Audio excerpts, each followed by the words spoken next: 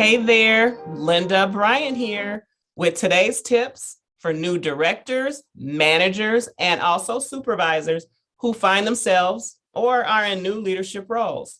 So if you're not new and you like the refreshers, because you've been here doing this for a while, you know what? You're also welcome to stay too. As a leader who knows that leadership is not a destination, it's a journey, I provide mentoring, coaching, training to frontline supervisors and organizational leaders who want to lead with confidence, competence, while also building community amongst their workforce and teams. I've dropped in today to share with you 5 tips. And this is for you if you are a new director, a manager, or a supervisor who's been newly promoted and you would like to continue to elevate your leadership skills, knowledge, and talent. But first, before I go any further, I want to take this opportunity just to say congratulations on your new promotion, because being promoted to a leadership position, whether it's your first time or one of many promotions that you have found yourself in, we all know that this can be exciting and it can also come with its own challenges and surprises. And a lot of those surprises, no one probably has never shared or told them to you. Transitioning into your new role means that what you will need to continue to do is to take any and all opportunities that you can find, that you can get to support you in continuing to elevate your leadership skills.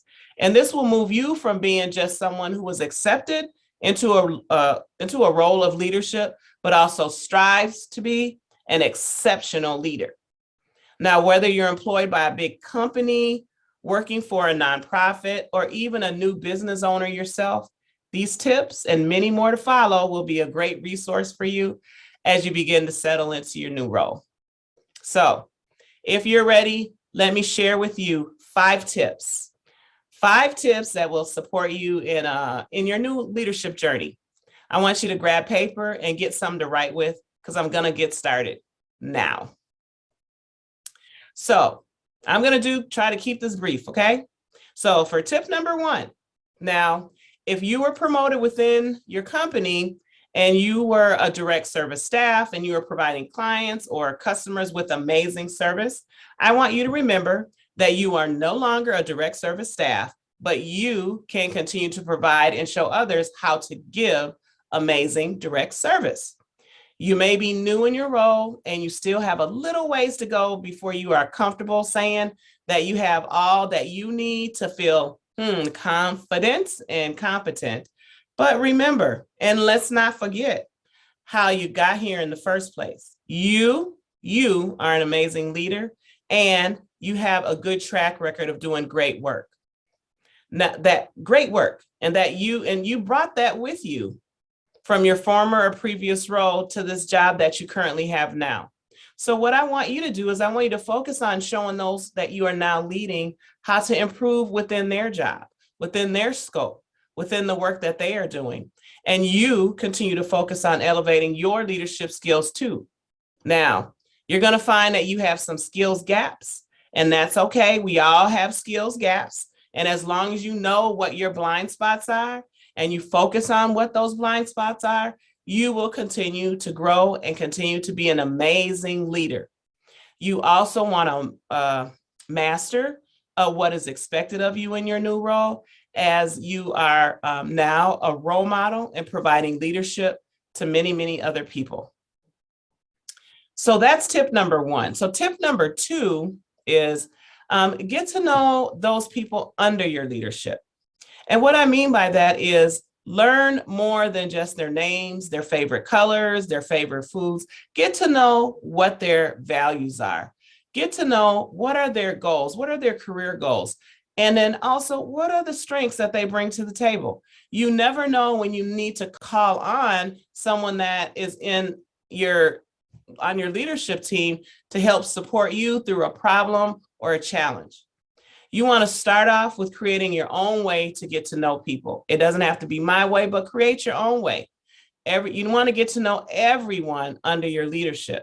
Get to know what is most important to each person. I bet you'll hear all about their children and pets and anything else that's important to them as you are in your tenured leadership role. Relationship building, you know what, you guys, relationship building, it takes time. So don't rush it. Get to know the people that is under your leadership and allow them the opportunities to get to know you. So that's tip number 2. Tip number 3, treat every person under your leadership with respect. Now, treat everyone under your leadership with dignity and respect. You have now been promoted, and everyone, regardless of your title or your position that you hold, they deserve to be treated with dignity and respect. To earn respect, people have to be treated with respect. Remember that. Most of the time, respect is reciprocal. Now, if you build the foundation of any relationship with those reporting to you on respect, you are developing and welcoming strong members to and on your team. And that leadership and that relationship is going to be based on a foundation of trust. Respect goes such a long way, you guys, when you're in a position to lead. Tip number 4, and I told you this was going to be short. Tip number 4 is all about meetings. Make sure that you schedule meetings with those under your leadership. That includes one-to-one meetings. In addition to the one-to-one meetings, you also want to host your team meetings. Those one-to-one meetings, though, those meetings, if they're consistent and they're constructive, you can use that time to get to know members of your team at a deeper level. Use that opportunity as a time to address any problems or deficiencies that you have noticed that you may see surfacing with that person that directly reports to you.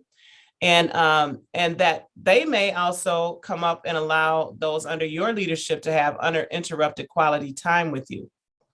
Remember to encourage your staff to bring the agenda, though, because those one-to-one meetings are for them. They're not always going to be a right fit just for you. And then the last tip is tip number 5, and that's all about being promoted over your peers. Being promoted over your peers is not the time to become a chummy buddy with your former colleagues. Now, one of the most frequent mistakes made by new supervisors is that they try to become friends with those under their leadership. Well, what about those individuals you used to work with? Some of those individuals may have been people that you have come to know and now are good friends. I always remind new leaders that what you do for one, you have to also do for all. And that also includes who you bring into your circle from your team when you are in a leadership role. Now, those singled out friendships create perceptions or situations in which favoritism and bias is what tears and could tear your team apart.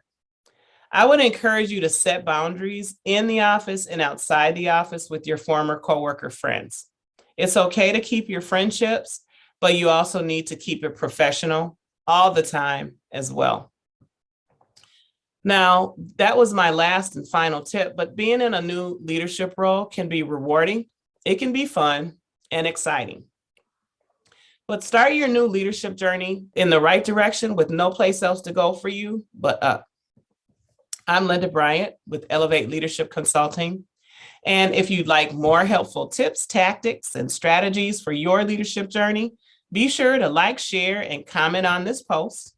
To learn more about how I can support you on your new leadership journey, book a clarity coaching call with me today. It's absolutely free. All I'm asking for is just a little bit of your time. I'm here to help you write the next chapter in your career. You know what? Take care. I'll see you tomorrow.